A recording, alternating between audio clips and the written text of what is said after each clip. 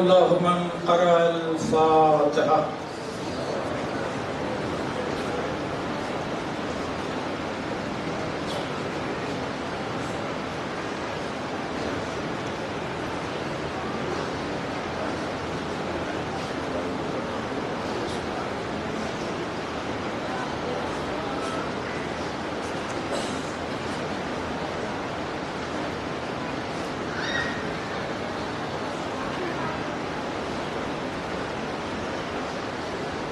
لا حول ولا قوة إلا بالله العلي العظيم.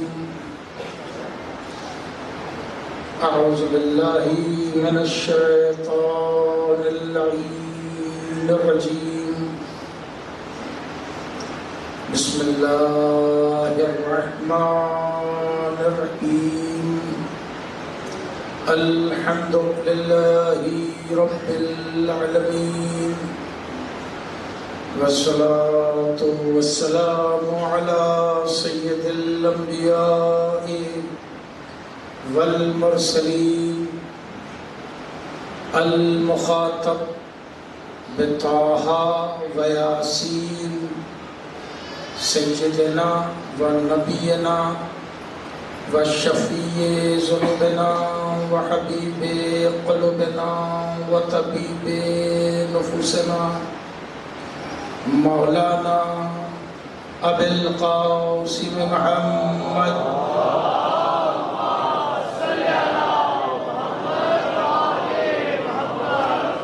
وآلہ الطیبین الطاہرین المعصومین المنتجبین الغر المیامین ولعنۃ اللہ علی اعدائہم وقتلتهم وغاصبي حقوقهم أجمعين من ليلتنا هذه إلى قيام يوم الدين.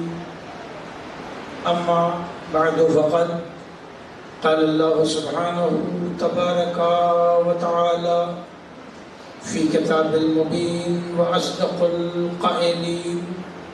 بسم الله الرحمن الرحيم. فأقم وجهك للدين حنيفا فطرة الله التي فطر الناس عليها لا تبديل لخلق الله ذلك دين القيم لكن أكثر الناس لا يعلمون. صلوات پڑھیں.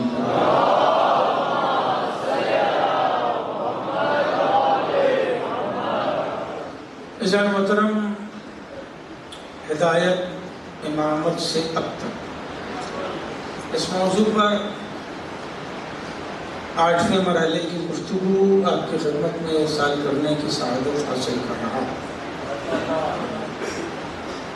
گفتگو اس منزل تک پہنچی، حکم پروردگار ہے کہ اپنے چہرے کو دین کی طرف کر لو. دین کی طرف اپنے چہرے کو کر لو، دین کی طرف کہ جس میں کوئی الٹ پھیر، کوئی کجی نہیں.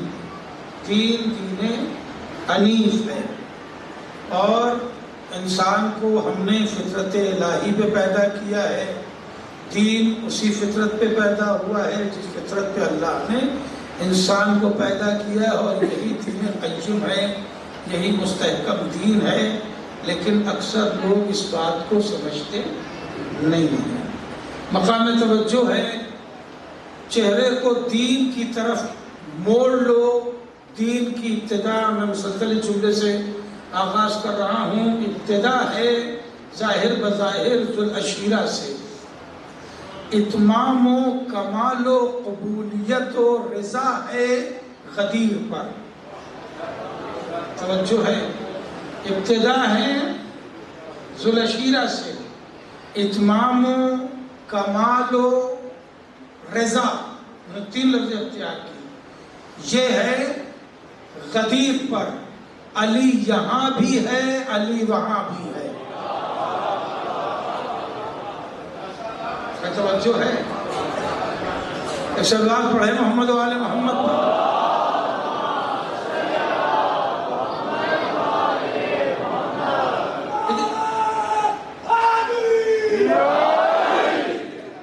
یہی ہے دین مستقیم، یہی ہے دین مستقیم۔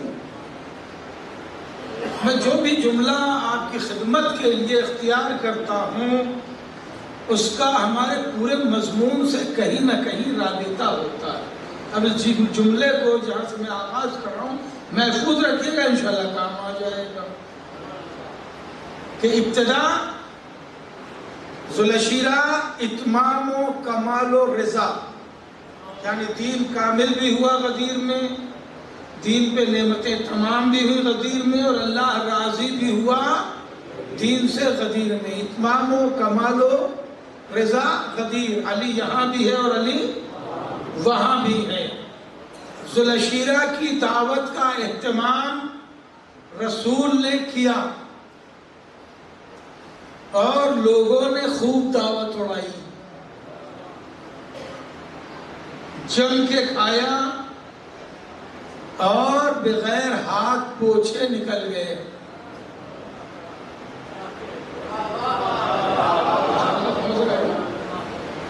رسول کچھ کہنا چاہتے تھے مگر کچھ کہہ نہیں پائے۔ دوسرا دن پھر آیا،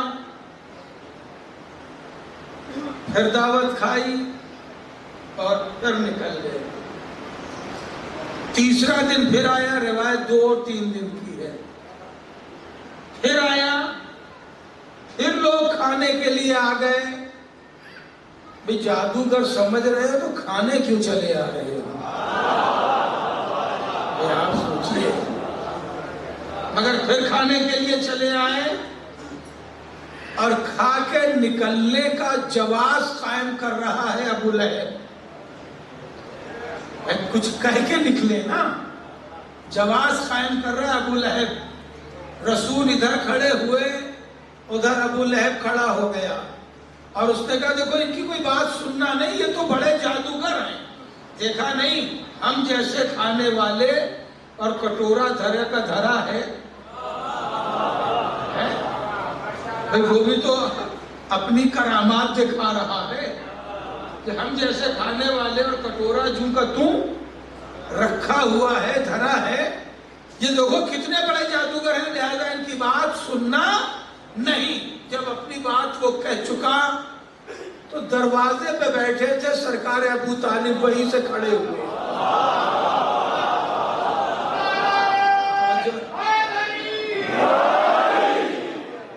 دروازے پہ بیٹھے تھے جناب ابو طالب، وہیں سے کھڑے ہوئے۔ 3 دن سے سرکار وہیں پہ بیٹھتے تھے، 3 دن سے آتے تھے اور وہیں دروازے پہ بیٹھتے تھے، دسترخوان کے دائرے میں نہیں بیٹھتے تھے۔ وہاں بیٹھ کے ابو طالب نے ثابت کیا ہم کھلانے والوں میں ہیں، کھانے والوں میں نہیں ہیں۔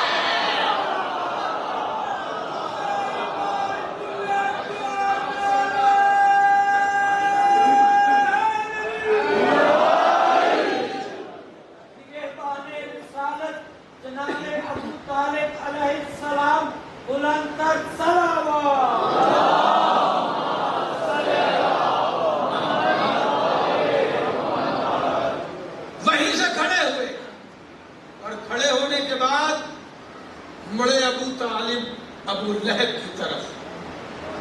دیکھیں یہی نامزد کافر ہے، میں لفظوں کو سنبھال لیا کرو، کافر تو سینکڑوں ہے نا، مگر قرآن کا نامزد اسی کا پرچہ کاٹا ہے قرآن نے،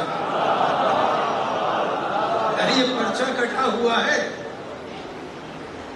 ابو لہب کی طرف متوجہ ہوا اور کہا بیٹھ اپنی جگہ پر۔ بیٹھا نہیں، دھم سے گر پڑا۔ بیٹھا نہیں، جیسے ابو طالب نے کہا بیٹھ اپنی جگہ پر، دھم سے گر پڑا اور پھر کہا جو میرا بھتیجا کہتا ہے وہ سن۔ صرف بیٹھنا نہیں ہے، یعنی واک آؤٹ کرنے کی بھی اجازت نہیں ہے۔ میں جملہ پہنچنا چاہیے، جملہ رہ گا نہ کرو عزیزو۔ میں وہ کہہ سکتا تھا نا کہ ٹھیک ہے آپ اپنا بات کیجئے، جو کرنا کیجئے، ہم تو جا رہے ہیں، نہیں جا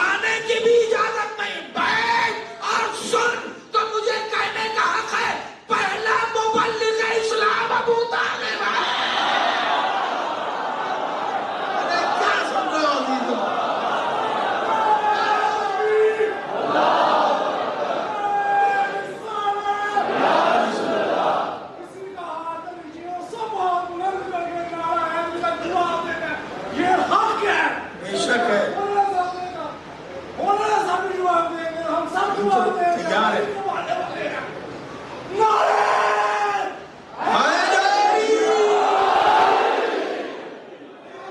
اللہ سلامت رہو.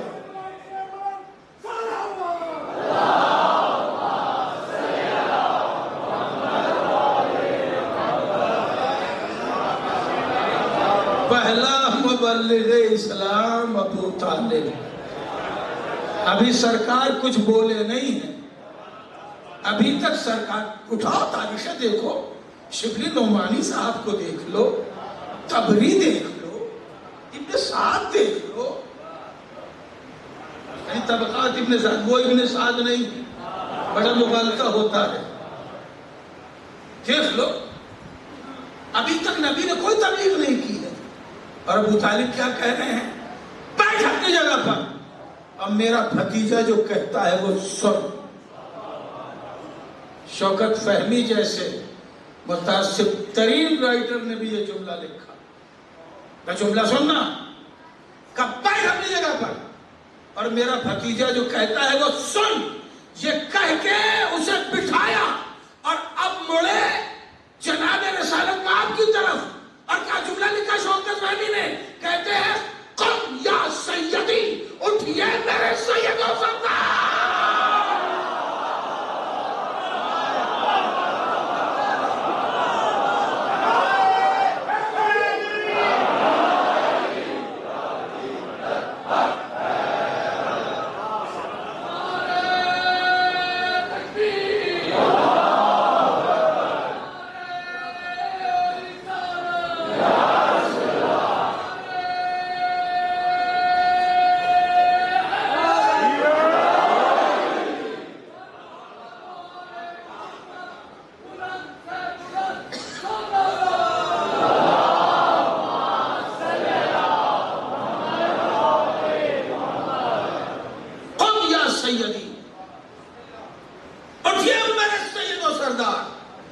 یہ وہ کہہ رہا ہے جو خود سید بطحا ہے.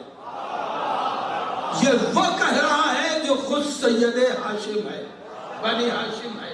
یہ وہ کہہ رہا ہے جو خود سید قریش ہے، جو کئی طرح کا خود سردار ہے.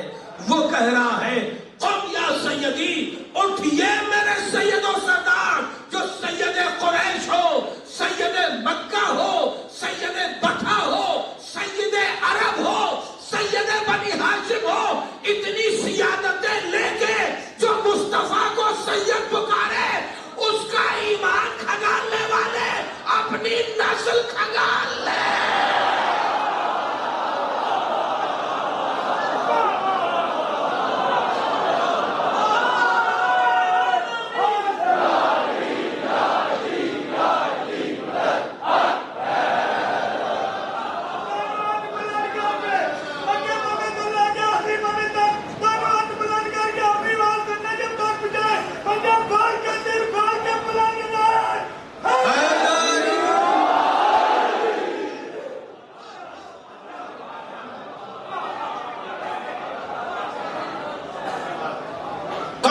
سیدی، اٹھئے میرے سید و سردار، اور جو جی چاہے کہیں.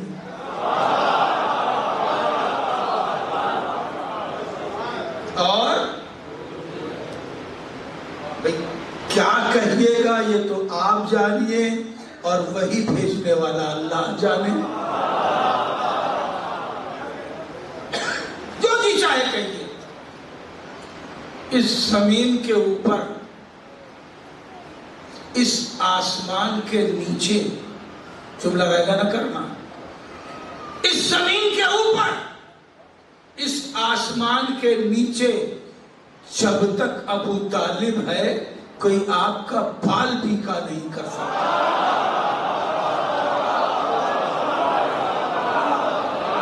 خدا کی قسم، کائنات میں اتنی بڑی ضمانت کسی نے نہیں لی. کسی کے لیے کسی نے بھی اتنی بڑی ضمانت نہیں لی ہے جو ضمانت مصطفیٰ کے لیے، رسول کے لیے ابو طالب لے.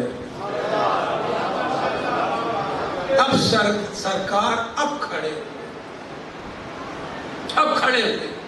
اور کھڑے ہونے کے بعد کہا میں تمہارے لیے ہدایت لے کے آیا ہوں، تمہارے لیے نصیحت لے کے آیا ہوں، تمہارے لیے صراط مستقیم لے کے آیا ہوں۔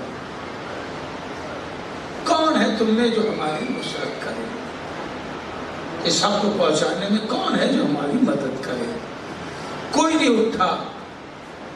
بقول علامہ شبلی کہ ایک 10 یا 11 برس کا بچہ اٹھا۔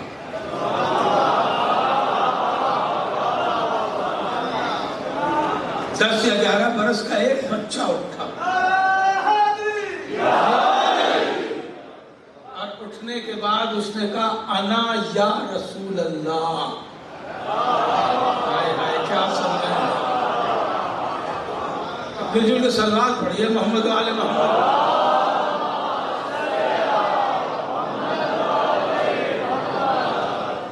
وقت بہت کم ہے اور میں کہیں ٹھہرنا چاہتا نہیں، میں تو وہ ایک فکری خط بنا رہا ہوں آپ کے لیے، ورنہ کئی جگہ جی چاہ رہا ہے کہ ٹھہر جاؤں، مگر آگے بڑھنا چاہ رہا ہوں، کر رہا ہوں۔ عزیزو، مولا کائنات نے کہا انا یا رسول اللہ، یعنی بیٹھ جاؤ۔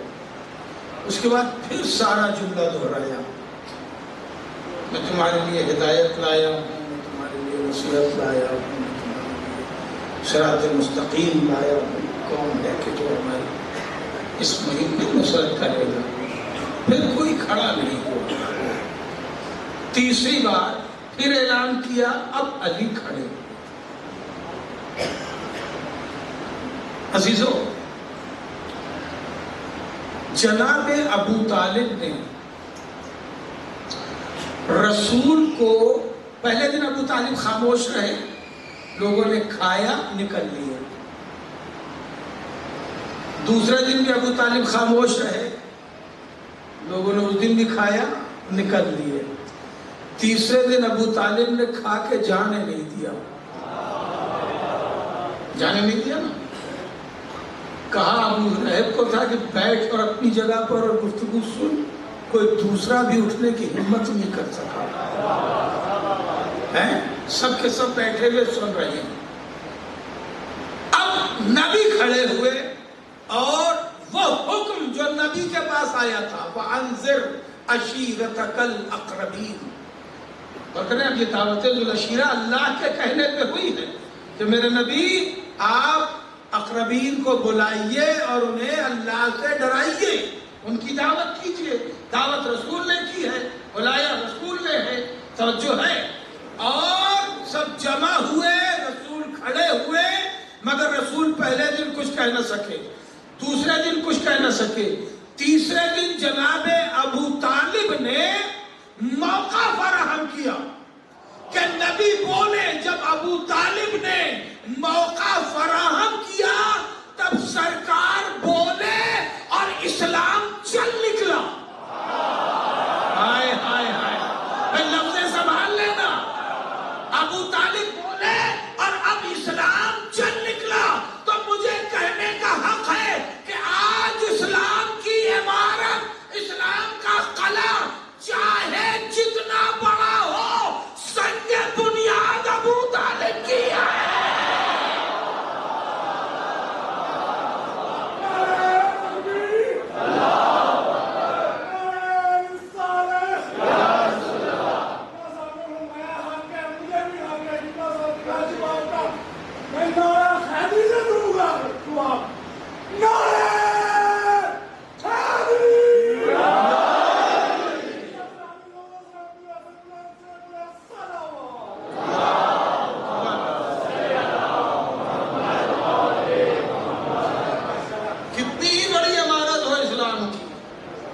مگر سنگ بنیاد ابو طالب کا،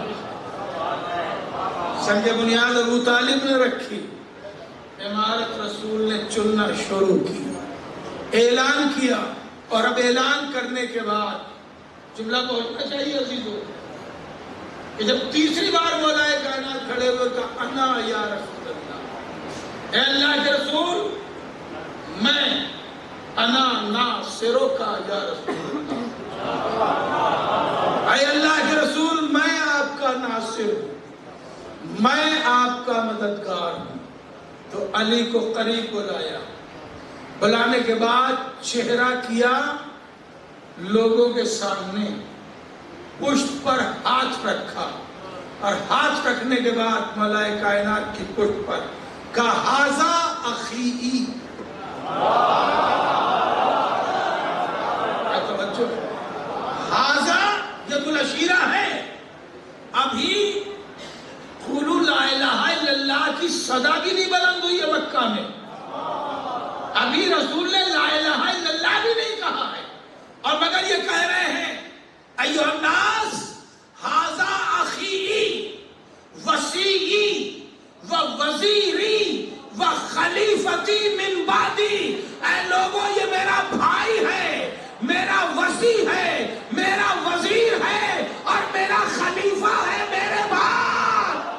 میں جملہ بولنا چاہیے تو ذوالعشیرہ بنیاد ولایت کا بھی تقدیر تو اعلانیہ ہے.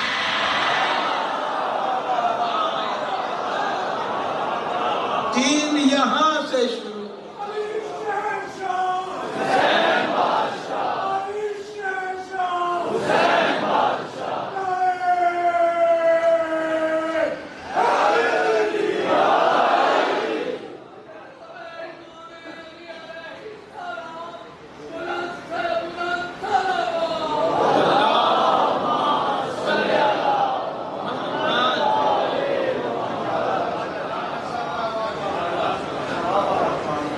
یہاں سے شروع ہوتا ہے وہ دین, یہاں سے شروع ہوتا ہے. بڑا مشہور صحابی ہے وہ,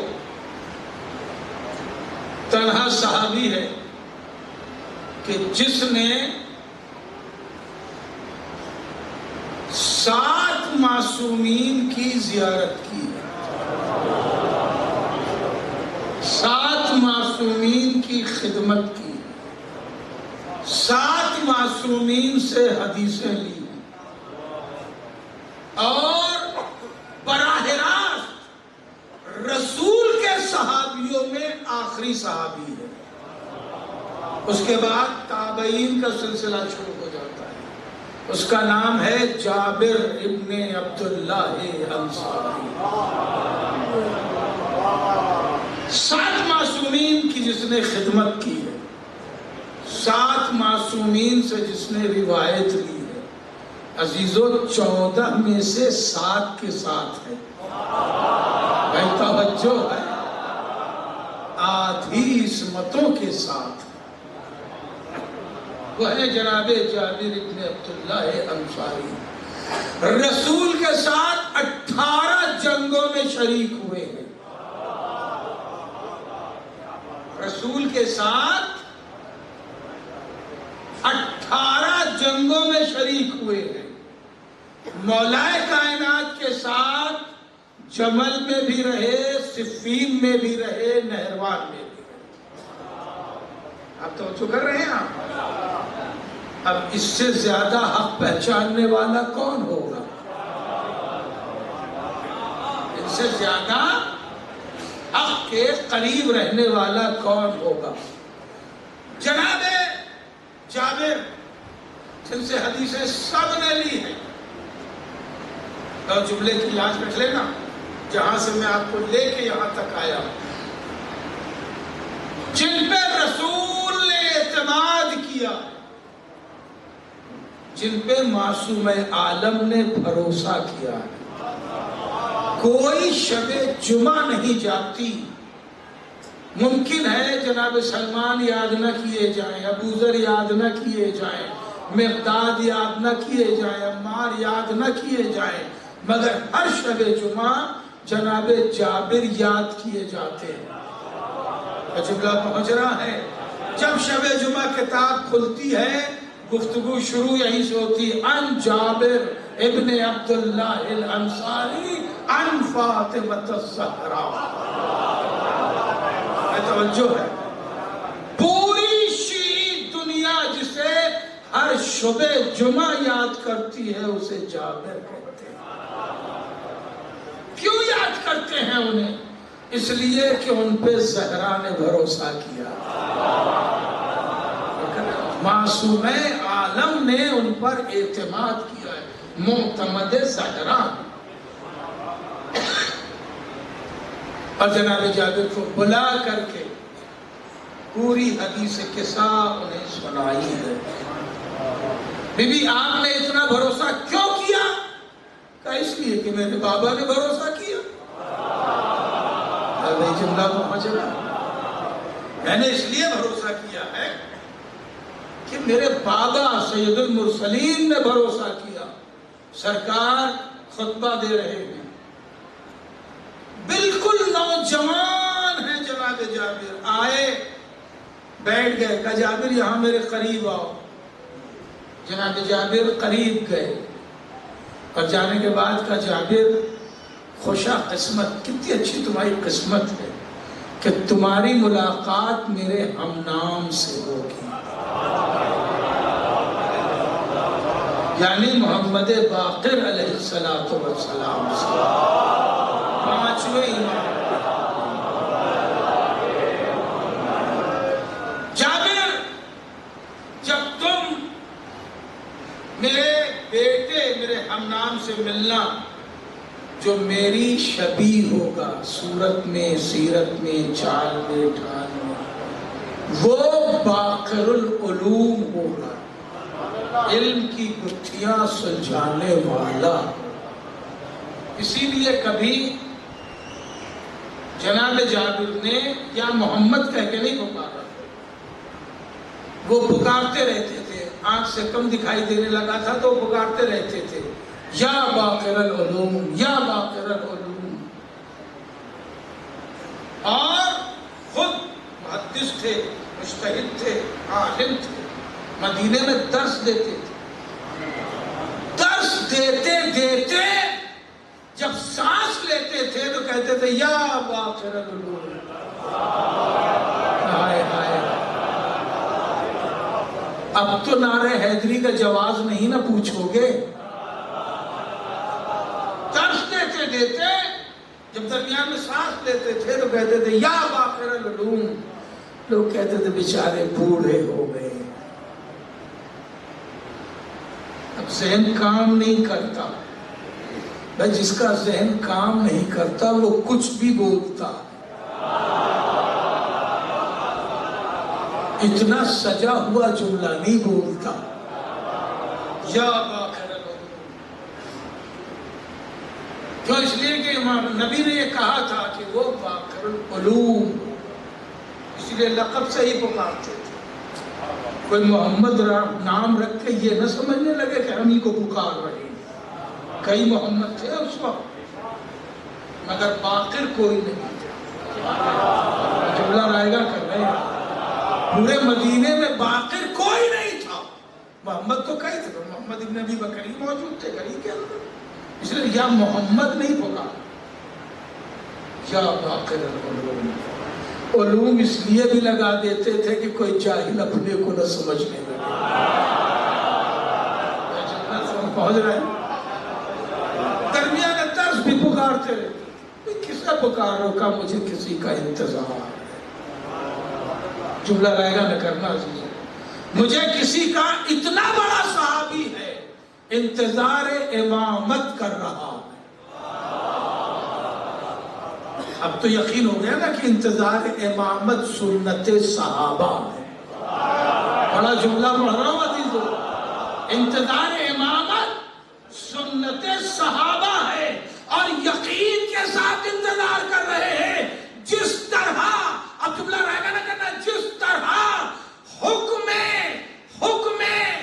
رسول پر جناب جابر باقر العلوم کا انتظار کر رہے ہیں، جو اسی طرح حکم نبی پر ہم آخری محمد کا انتظار کر رہے ہیں۔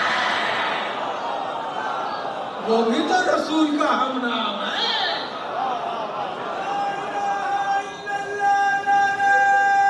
جزاک اللہ۔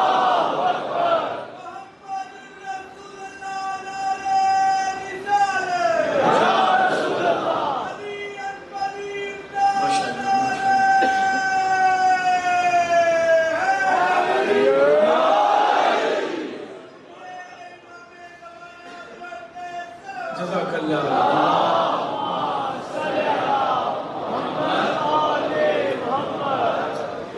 رسول نے بولا کہ جابر سے کہا، جابر تمہاری ملاقات ہمارے ہم نام سے ہوگی جو باقر العلوم ہوگا، تم اس کو میرا سلام کہتے ہیں. فوراً کہا جی سرکار. بے شک میں سلام کرتا ہوں. کہ جابر وہ جو تمہیں ملے گا وہ اس حسین کا پوتا ہوگا. اور حسین کتنے بڑے؟ 4-5 سال کے. بڑی آسانی سے سن لیا عزیزو. اب جملہ دہرا دوں، سنبھالیے. امام حسین کے نانا کہہ رہے ہیں کہ میرے حسین کے پوتے سے تمہاری ملاقات ہوگی. بیچ میں جابر ہے. پہنچ رہی ہے؟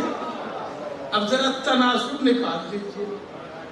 ایک بچے کا نانا ایک نوجوان سے کہہ رہا ہے کہ اس بچے کے بیٹے سے تمہاری ملاقات ہوگی، تم اسے میرا سلام کہہ دینا. اور جناب جابر کہہ رہے ہیں جی یا رسول اللہ. بڑے جاہل ہو، اب بھی یقین نہیں ہوتا کہ نبی عالم الغیب ہوتا ہے. جو ہے ابھی دادا جان گود میں ہے. ابھی دادا جان گود میں ہے. ابھی دادا جان بڑے ہوں گے، پھر شادی ہوگی، پھر ان کے بیٹا ہوگا، اور بیٹا ہی ہوگا، اور بیٹا ہی ہوگا. پھر وہ بڑے ہوں گے، پھر ان کی شادی ہوگی، پھر انہیں بھی بیٹا ہی ہوگا. میں توجہ ہے. اور تب تمہاری ان سے ملاقات ہوگی. توجہ ہے. رسول کے بخار میں ہذیان کا بہتان لگانے والے جابر سے ذہن رسول پر یقین اور ایمان لیا. جابر کا یقین کیا ہے؟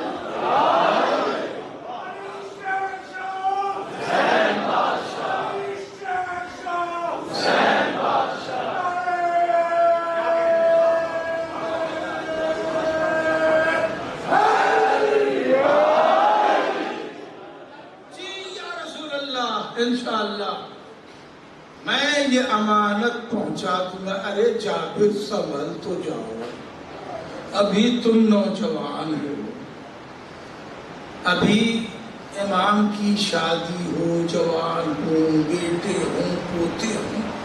اتنی دور تک پوچھ تو لو کہ یہ میں امانت لے رہا ہوں. اس وقت تک ہم بھی اپنے ہوش و حواس میں ہوں گے کہ نہیں ہوں گے؟ میں جملہ پھر دہرا رہا ہوں.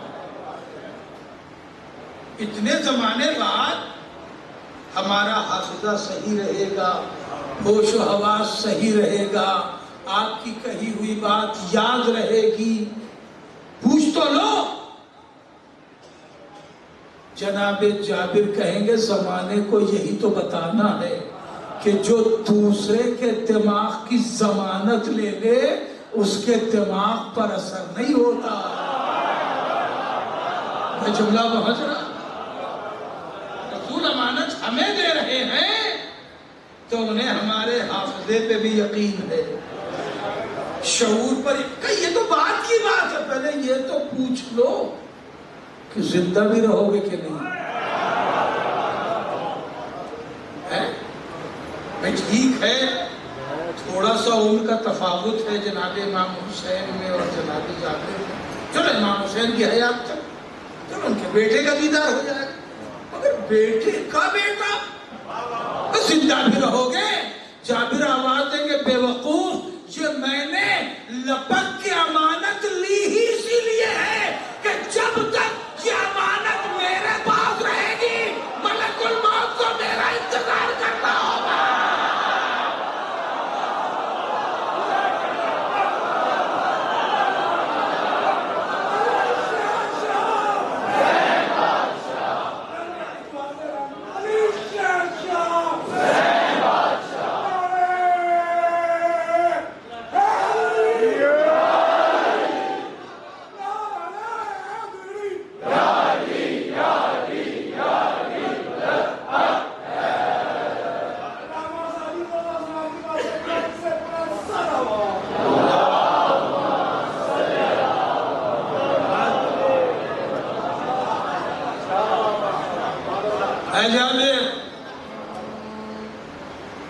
بڑی محنت کی ہے ایک جملے تک پہنچنے کے لیے، بس اس جملے کو رائگاں نہ کرنا۔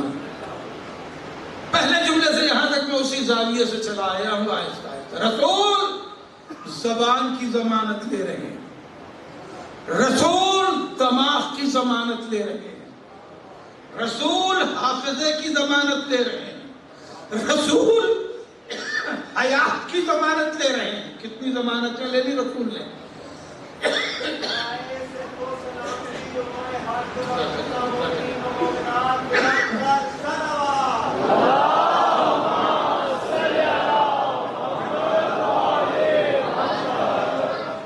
کتنی ضمانتیں؟ ایک سلام کے پیغام پہنچانے میں حیات کی ضمانت، ذہن کی ضمانت، حافظے کی ضمانت، شعور و ادراک کی ضمانت، اتنی ضمانتیں لی ہیں رسول نے جابر کی۔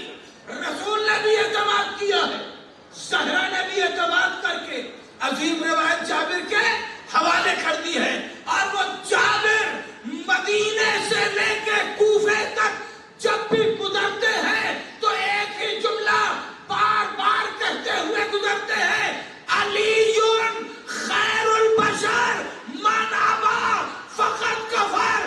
علی سب سے اچھا بندہ ہے، جس نے اسے چھوڑا وہ کافر ہو گیا۔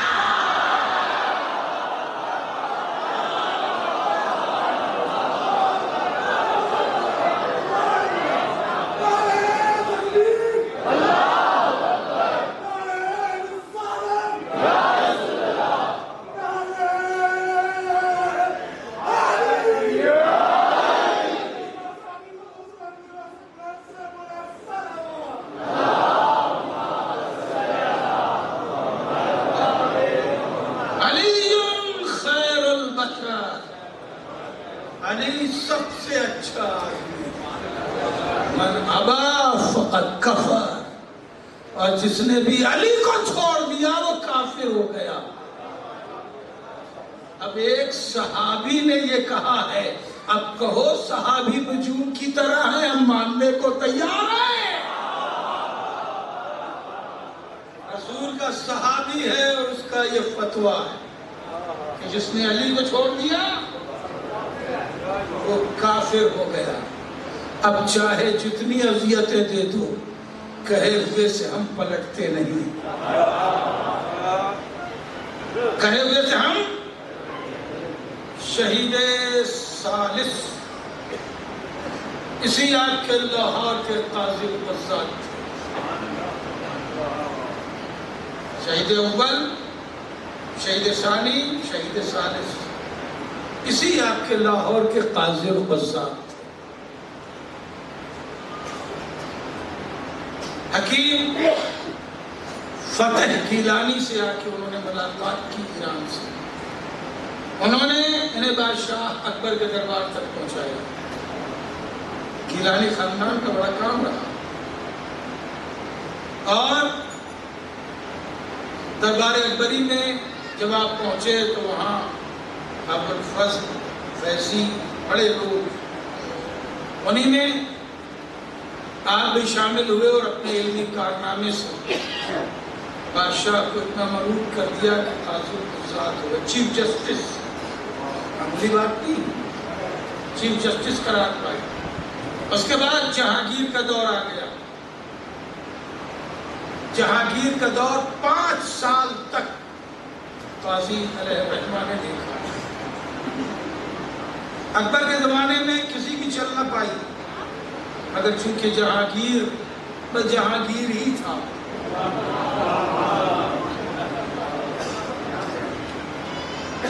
نتیجہ یہ ہوا کہ لوگوں نے جہانگیر کو آپ کے خلاف ورغلانا شروع کیا. کیوں؟ اس لیے کہ آپ کی 2 اہم ترین کتابیں اس وقت تصنیف پا رہی تھیں. ایک کا نام ہے احقاق الحق اور دوسری ہے مجالس المومنین.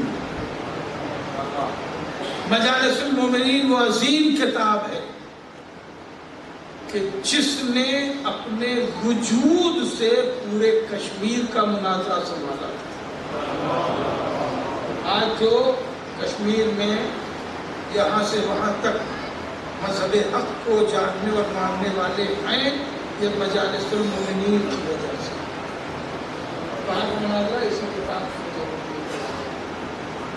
اور جو 2 اہم ترین اپنے وقت کی کتابوں کا تنہا جواب، مجالس المومنین جس میں ولایت علی اور ائمہ کے سلسلے سے جن اصحاب کا یقین و ایمان تھا ان کا پورا شجرہ، ان کی ساری کیفیت.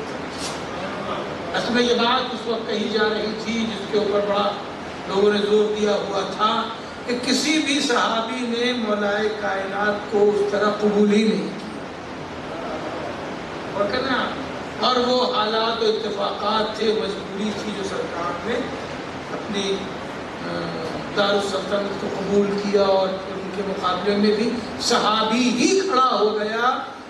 مجالس المومنین نے یہ سمجھا دیا کہ علی کا دشمن صحابی ہوتا ہی نہیں.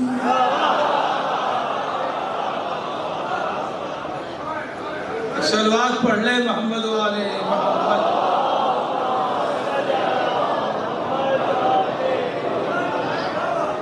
اور اگر اب جو صحابی کی عام تعریف ہے اس حوالے سے دیکھا جائے کہ جس نے رسول کو دیکھا تو اگر دشمن مولائے کائنات صحابی ہو جائے گا تو ابو لہب بھی صحابی، ابو جہل بھی صحابی ہو جائے گا.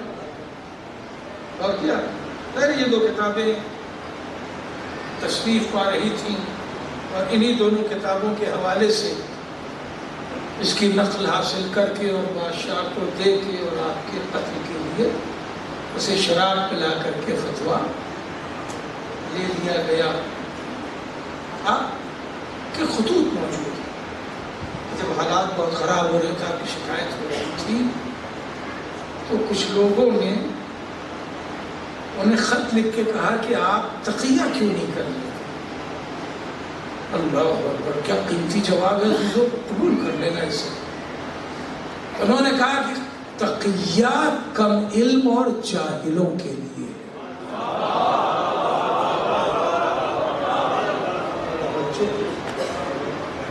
کم علم اور جاہلوں کے لیے کہ وہ اپنی جان بچا لیں اور دین پر خاموشی سے عمل کر لیں. اگر ہم جیسے تقیہ کر لیں گے تو مذہب حق پہچانا نہ جائے گا. جملہ رہ گیا نا کرنا. تو جب ایک، ابھی ہمیں لفظ اختیار کرو کہ جب ایک نائب امام تقیہ کرنے کو تیار نہیں ہے اور سنی چلنا گوارا کر سکتا ہے تو کوئی امام کیسے تقیہ کر لیتا؟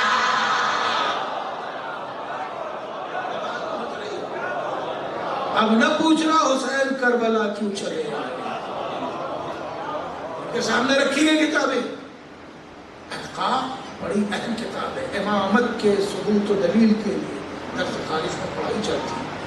نجف میں، قم میں، مشہد میں،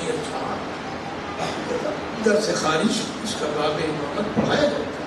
ہندوستان کے بھی بڑے مدارس میں جو پوسٹ گریجویشن کا کورس ہے اس کے اندر فخر اللہ فاضل، صدر اللہ فاضل، ممتاز اللہ فاضل، اس کے اندر احکام پڑھائی جاتی ہے.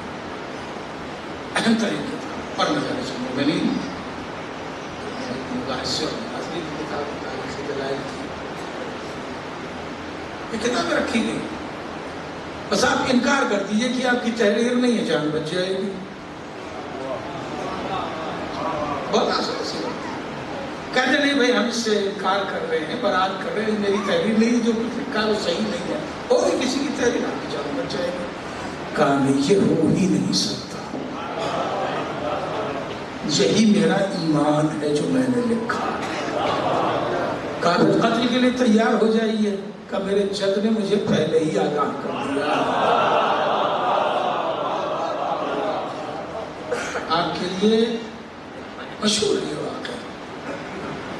آپ نے 2 رکعت نماز پڑھنے کی اجازت تھی، آپ نے 2 رکعت نماز پڑھی، جس طرح جناب مسلم نے نماز پڑھی، جس طرح ہانی ابن عروہ نے نماز پڑھی، جتنے بھی شہید ہیں، جس طرح شہید اول نے نماز پڑھی، جس طرح شہید ثانی نے شہادت سے پہلے نماز پڑھی، اسی طرح شہید ثالث نے بھی 2 رکعت نماز پڑھی. اور نماز پڑھنے کے بعد ایک ٹکڑے پہ پتھر کے لکھا رب انی مغلوب فانتصر. پالنے والے میں مغلوب ہو گیا ہوں، مجبور کر دیا گیا ہوں، فانتصر میری نصرت کر، میری مدد کر. یہ ہے آیہ کریمہ. رب انی مغلوب فانتصر یہ لکھا اور لکھ کے آسمان کی طرف اچھال دیا. ادھر سے جب یہ ٹکڑا نیچے آیا تو اس پر لکھا تھا ان کنتا عبدی فاستبر، اگر تو میرا بندہ ہے تو صبر کر لے. خدا کی قسم ایسا استخارہ کوئی اور نہیں ملتا. یہ 10.5 سے 11.5 صدی ہجری کی بات ہے. اور اس کے بعد دوسرا نام آتا ہے 12.5 صدی 11 سے 12.5 تک، وہ ہیں علامہ مجلسی. بہت بڑا نام. ان کی حیات ہی معجزہ، حیات ہی معجزہ، اس لیے کہ جب ان کی تمام تصانیف کو جمع کیا جاتا ہے تو ہر گھنٹے ایک صفحہ نکلتا ہے زندگی کا.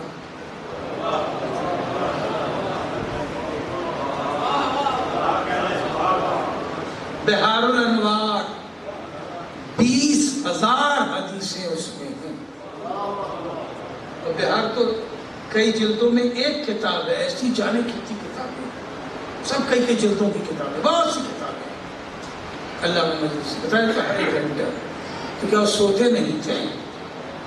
سونے کا گھنٹہ نکالیے گا، کھانے پینے کا، زندگی کی ضرورتوں کا گھنٹہ نکالیے گا، بچپنے کا گھنٹہ نکالیے گا. پہلے بھی کوئی پیدا ہوتے تو لکھنے پڑھنے نہیں لگتا. اور جب سب یہ نکال دیجئے ایک عام آدمی کی زندگی کی طرح، تو پھر ہر مہینے ایک کتاب ہو جاتی ہے. اتنی کیسے ممکن؟ تو یہ معجزہ ہے، ان کی حیات معجزہ. میں آگے بڑھ چکا ہوں، پیچھے آنا نہیں چاہتا. شہید ثانی علیہ السلام 100 کتابیں ہیں ان کی. وہ جب پتہ نہیں آپ لوگوں نے ہاتھ سے کنڈے سے لکھا ہے کہ نہیں لکھا ہے، کبھی لکھا ہے رحم آپ نے تو لکھا ہی ہوگا. یہ بچے نہیں جانتے، یہ تو اصل میں فاؤنٹن پین کے تھے یا واٹر کے آگے، اس کے آگے چلا گئے ڈاٹ پین کے، اب لکھے چلے جا رہے ہیں. اس وقت دعوات میں قلم ڈبویا جاتا تھا، اور جب لکھنے آدمی بیٹھتا تھا تو زیادہ سے زیادہ ایک سطر بھی ہو نہیں پاتی تھی کہ وہ روشنائی خشک ہو جاتی تھی. 3-4 لفظوں تک آ کے روشنائی خشک ہو جاتی تو پھر ڈبونا ہوتا تھا. شہید ثانی جب لکھنے بیٹھتے تھے تو جب تک کہ ہاتھ خود سے اٹھاتے نہیں تھے قلم رکتا نہیں تھا.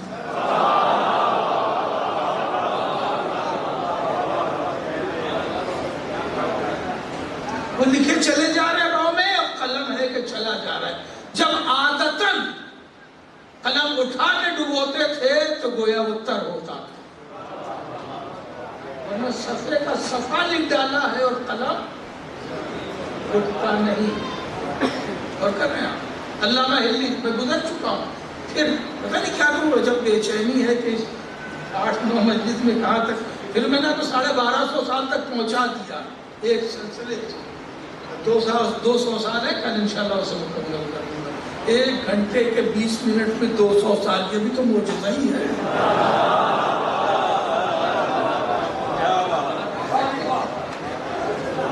عظمت اہل بیت اور ان کے چاہنے والوں میں بلند ترین صلوات۔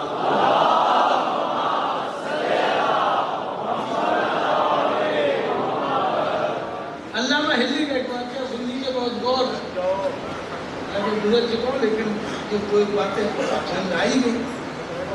علامہ ہلی کے دور میں ایک شخص نے ایک کتاب لکھی امامت کے خلاف۔ علامہ ہلی نے اپنے شاگرد کو بھیجا،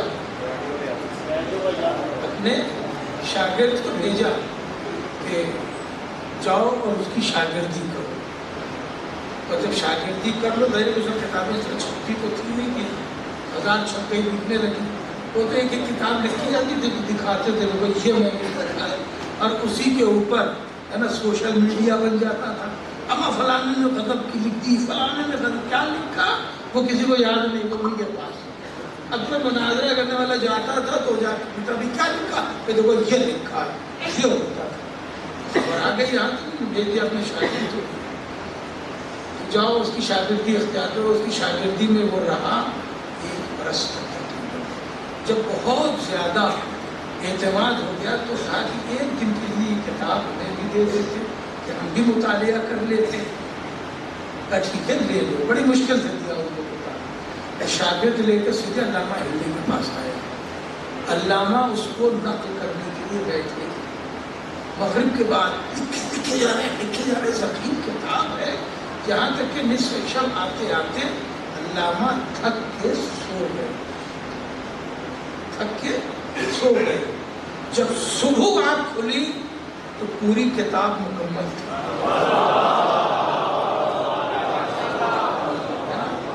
پوری کتاب مکمل تھی اور آخری صفحے پر دستخط تھا امام زمانہ کا۔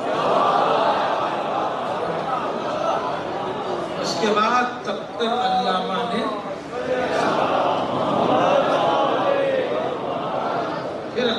اس کا جواب لکھا۔ تو اسی سے سمجھ میں آتا ہے کہ علامہ مجلسی کی اگر زندگی کے ہر گھنٹے ایک صفحہ اگر ہے تو کوئی ہے کہ جو ان علماء حق کی مدد کر رہا ہے۔ ہمارے مجتہدین معمولی نہیں، یہ جتنا آپ کا، اس جملے کو رائگاں نہ کرنا عزیزوں، ان کی عظمت کے لیے یہی بہت بڑی بات ہم کو پڑ جائے گا، یہ جتنی عزاداری آپ کر رہے ہیں، جتنی طرح کی عزاداری کر رہے ہیں، اس عزاداری امام حسین علیہ السلام کے لیے جتنی حدیثیں جمع کی ہیں وہ صرف علامہ مجلسی ہے۔ اور کر رہے ہیں آپ فرش عزا پہ حدیث، آنسو پہ حدیث، ذکر پہ حدیث، سماعت پہ حدیث، لوح و ماتم پورا باب ہے، زیارتوں پہ حدیث، یہ جو کارنامہ ہے وہ ہے علامہ مجلسی۔ علامہ مجلسی وہ واحد عالم ہیں کہ جنہوں نے، میں عرض کر چکا ہوں، وہ چاروں کتابیں جو 2 ادوار میں مکمل ہوئی، کافی، من لا یحضر الفقیہ، تہذیب و استبصار، ان چاروں کتابوں کو باعتبار درس فقہ میں علامہ مجلسی نے رائج کیا، وہ آج تک پڑھائی جا رہی ہے۔ استدلال اجتہاد کے ان کتابوں کو انہوں نے ہی کورس میں شامل کیا اور پھر اسی سے درس دینے کا آغاز علامہ مجلسی۔ صلوات پڑھ لیں محمد وآل محمد۔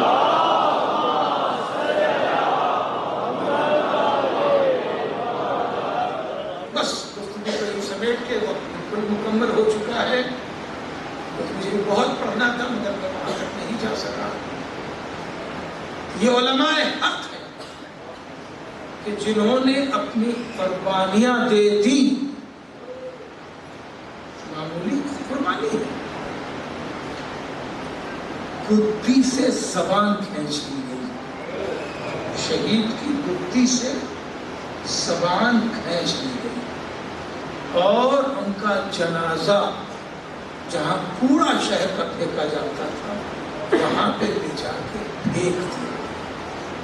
آج آگرہ میں بہت شاندار مقبرہ آپ کا بنا ہوا ہے، بہت شاندار روزہ بنا ہوا۔ جی کس کے ساتھ ہوا؟ وہ کہ جس نے باطل کی بیعت سے انکار کر دیا۔ شاید لکھا ہے خود کہ میں نے ہر ظلم قبول کیا، کیوں؟ اس لیے کہ میرے مولا نے بھی تو بیعت سے انکار کیا تھا۔ معلوم ہوا کہ بیعت سے انکار جو کرتا ہے اسے ہر زیادتی کے لیے تیار ہو جانا چاہیے۔ حسین نے انکار بیعت کیا، کربلا تک آ گئے، اور کربلا آئے ہیں تو اس اہتمام سے آئے ہیں، یزید تو قتل کرنے کی تیاری کر، میں قربانی دینے کی تیاری کروں گا۔ اور حسین نے قربانی دینے کی تیاری کی،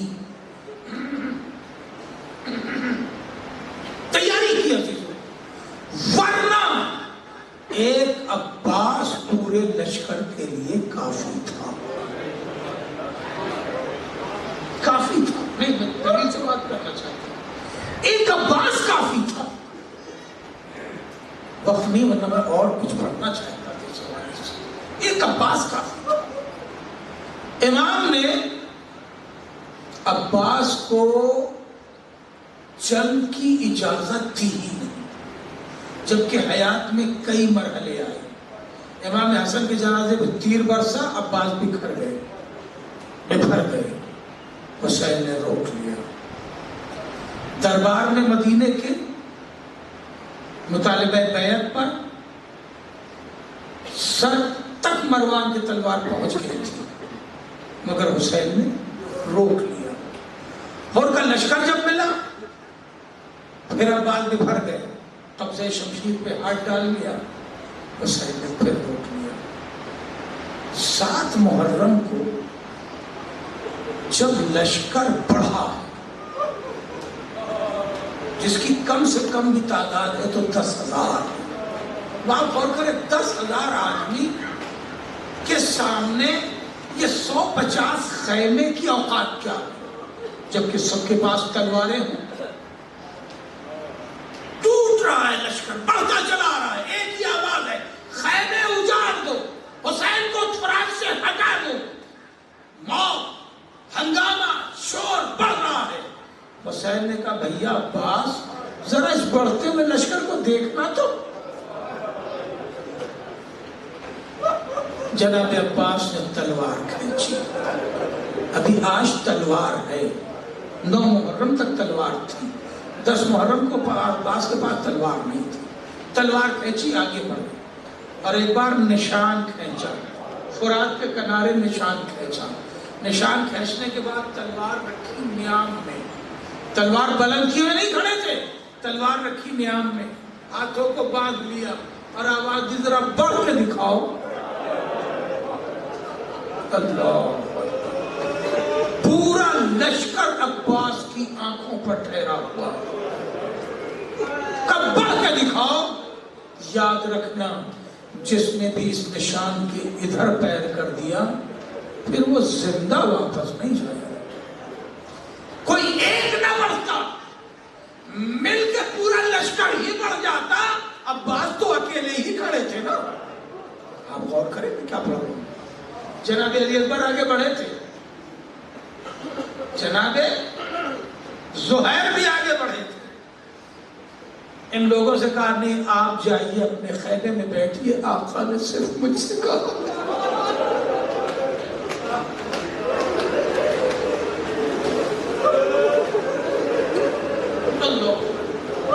پورا لشکر، تازہ دم لشکر عباس کے سامنے ہے، اور عباس نگاہوں پہ روکے بڑھ کے دکھا دو۔ حسین نے آج عباس کو روکا نہیں، بلکہ اٹھ کے آئے بہن زینب کے پاس۔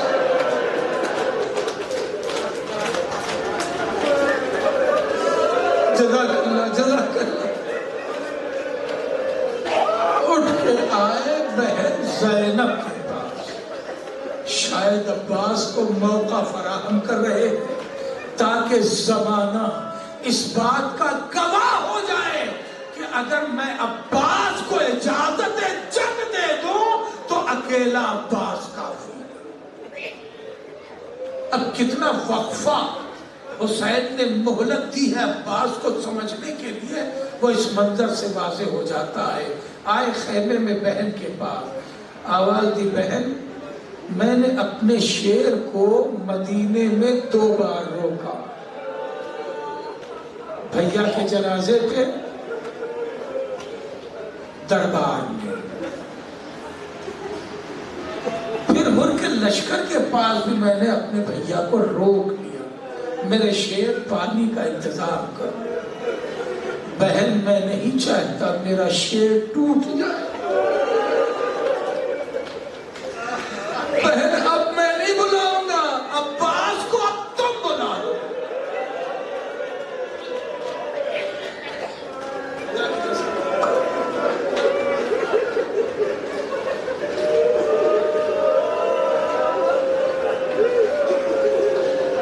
میری دماغ کی رگیں پھٹنے سی محسوس ہوتی ہیں، پھٹنے لگتی ہیں جب میں کچھ منظر سوچتا ہوں اکیلے، اور میں سوچ نہیں پاتا فوراً، اگر کتاب پڑھ رہا ہوں تو ورق بدل دیتا ہوں، اگر خالی سوچ رہا ہوتا ہوں تو پھر دوسری طرف ذہن کو بدل دیتا ہوں، میں سوچ نہیں پاتا، دماغ کی رگیں پھٹتی سی محسوس ہوتی ہیں۔ سنو گے وہ منظر کون سا ہے جہاں وفا کا عظیم قد مجھے نظر آتا ہے؟ شہزادی نے خیموں میں تلاش کیا، اما فضہ کہاں ہے؟ جناب فضہ مل گئی، کہاں جائیے؟ میرے غازی سے کہہ دیجئے کہ شہزادی بلاتی ہے۔ اللہ اکبر۔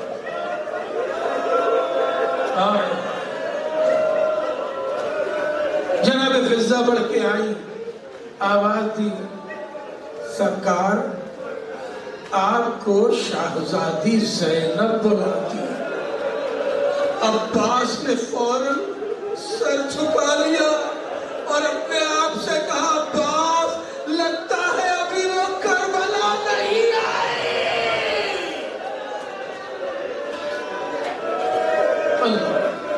آئے۔ اب اس کے بعد بھئی یہاں تک تو میں پڑھ لیتا ہوں، اس کے بعد میں سوچ نہیں پاتا، اپنے دل پہ ہاتھ رکھو، میں جملہ پڑھ دوں، بس جملہ ادا کر لے جاؤں۔ آئے شہزادی کے پاس، شہزادی کیا حکم ہے؟ کہ میرے شیر امامت کی مرضی یہ ہے کہ خیمے ہٹا لیے جائیں۔ امامت کی مرضی یہ ہے کہ خیمے ہٹا لیے جائیں۔ عباس جو نگاہوں پہ لشکر روکے تھا، اب اپنے ہاتھوں سے خود خیمے کی تنابیں کھول لائے۔ مجھے کوئی شرم زندگی نہیں، میرا مولا جو چاہتا ہے عباس اسی پہ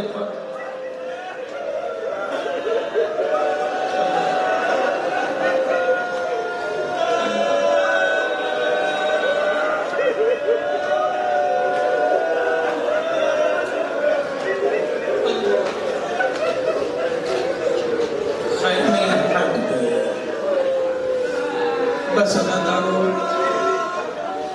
اب اس سے زیادہ میں پڑھ بھی نہیں پا رہا۔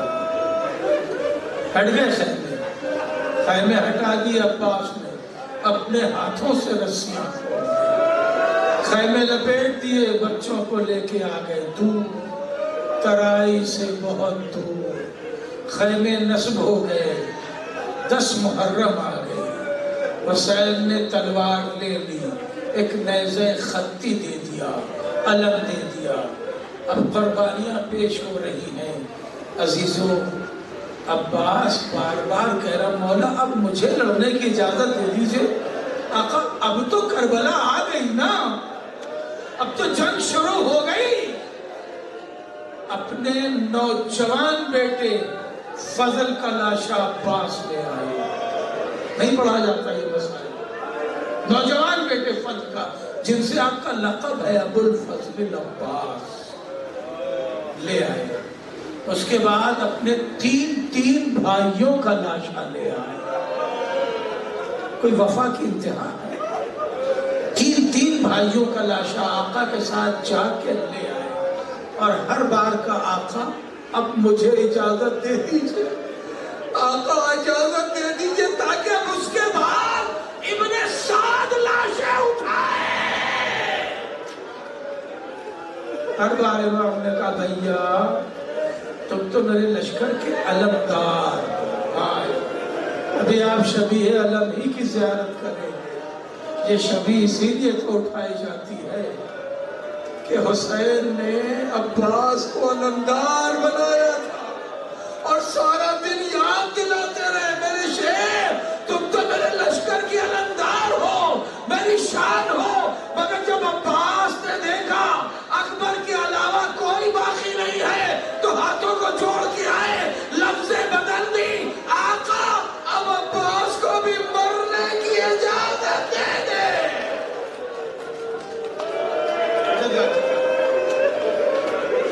لفظ بدل گئی، اب تک لڑنے کی اجازت نہیں ہے۔ حسین نے کہا بھیا میں تمہیں مرنے کی بھی اجازت دے دوں، لیکن مرنے کی بھی اجازت دیتے تو عباس جاتے تو میدان جنگی میں نا۔ کہا نہیں بھیا یہ العطش کی صدا سن رہے ہو، جاؤ بھتیجی کے لیے پانی کا انتظام، بس 2-4 جملوں میں مسائل ختم کرنا چاہتا ہوں۔ 2-4 جملوں میں عباس خیمے میں آئے، آواز دی سکینہ